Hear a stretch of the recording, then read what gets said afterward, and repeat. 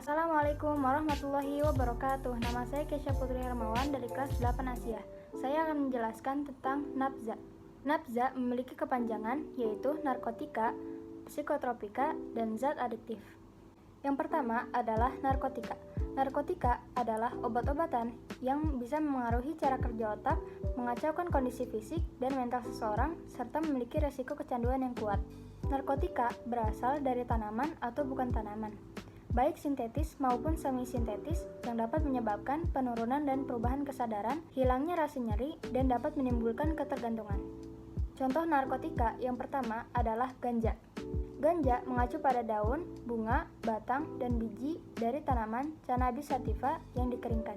Jenis narkoba digunakan dengan cara dihisap, seperti rokok, dimasukkan ke makanan, atau diseduh dengan teh. Di beberapa negara, ganja dengan dosis dan kandungan tertentu dapat digunakan sebagai terapi tumbuhan untuk beberapa penyakit. Namun di Indonesia, ganja termasuk ilegal karena risiko masalah kesehatan jauh lebih besar dari manfaatnya. Ganja juga memiliki efek berbahaya bagi kesehatan secara keseluruhan karena dapat menimbulkan gangguan pernapasan, risiko serangan jantung, gangguan kognitif atau daya berpikir, dan juga peningkatan detak jantung. Contoh kedua adalah opium.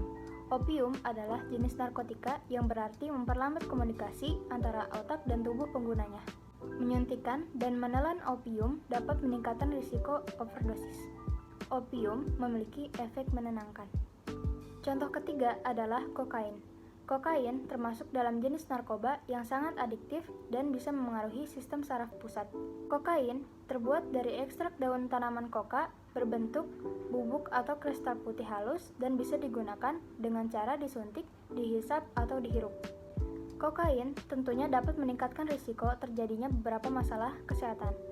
Salah satunya adalah kerusakan usus, denyut jantung, tekanan darah, dan suhu tubuh meningkat, dan juga depresi atau kecemasan, dan lain-lain. Contoh keempat adalah heroin.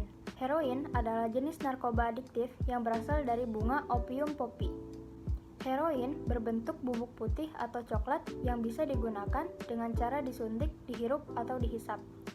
Pengguna heroin juga bisa mengalami efek samping, seperti kesulitan bernafas, mual, kemerahan pada kulit, mulut kering, dan pupil menyempit. Contoh kelima adalah kodein. Kodein adalah obat penghilang nyeri sedang dan parah. Contoh keenam adalah morfin. Morfin adalah obat untuk menghilangkan rasa nyeri dan intensitas sedang hingga parah, seperti nyeri pada kanker atau serangan jantung. Morfin bekerja dengan cara menghambat sinyal saraf nyeri ke otak, sehingga tubuh tidak dapat merasakan sakit untuk sementara. Yang kedua adalah psikotropika. Psikotropika adalah zat atau obat yang bekerja menurunkan fungsi otak serta merangsang susunan syaraf pusat, sehingga menimbulkan reaksi berupa halusinasi, gangguan cara berpikir, perubahan perasaan yang tiba-tiba, dan menimbulkan rasa kecanduan pada pemakainya. Contoh psikotropika adalah amfetamin.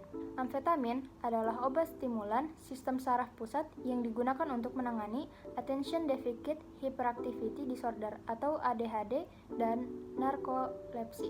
Cara kerja ini akan meredakan gejala narkolepsi dan membantu penderita ADHD untuk lebih fokus dalam beraktivitas. Contoh kedua adalah ekstasi. Ekstasi berbentuk tablet berwarna dengan gambar kartun atau kapsul. Efek ekstasi yang bisa langsung dirasakan adalah perubahan suasana hati menjadi sangat bahagia dan berenergi. Contoh ketiga adalah sabu-sabu. Sabu-sabu digunakan dalam dunia medis untuk pengobatan depresi, narkolepsi, dan obesitas. Yang ketiga adalah zat adiktif. Zat adiktif adalah bahan makanan atau minuman yang dapat menimbulkan kecanduan pada penggunanya. Contoh zat adiktif adalah nikotin. Nikotin dapat ditemukan di dalam tembakau dan bahan utama rokok. Contoh kedua adalah alkohol. Alkohol berasal dari senyawa kimia hidrokarbon yang terdiri dari dua atom, yaitu karbon dan hidrogen. Alkohol terdapat pada obat kumur, hand sanitizer, parfum, dan lain-lain. Contoh ketiga adalah kafein. Kafein merupakan salah satu zat yang bekerja dengan cara menstimulasi sistem saraf pusat. Kafein terdapat pada kopi, teh, dan juga coklat. Contoh terakhir adalah inhalansia. Inhalansia adalah uap bahan yang mudah menguap yang dihirup. Penggunaan menahun toluen yang terdapat pada lem dapat menimbulkan kerusakan fungsi kecerdasan otak. Sekian dari saya, terima kasih. Mohon maaf bila ada kesalahan. Wassalamualaikum warahmatullahi wabarakatuh.